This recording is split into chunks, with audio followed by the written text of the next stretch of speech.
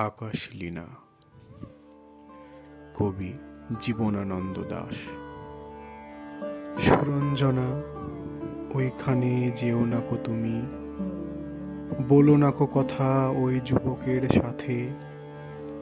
ফিরে এসো সুরঞ্জনা, নক্ষত্রের রূপালি আগুন ভরা রাতে।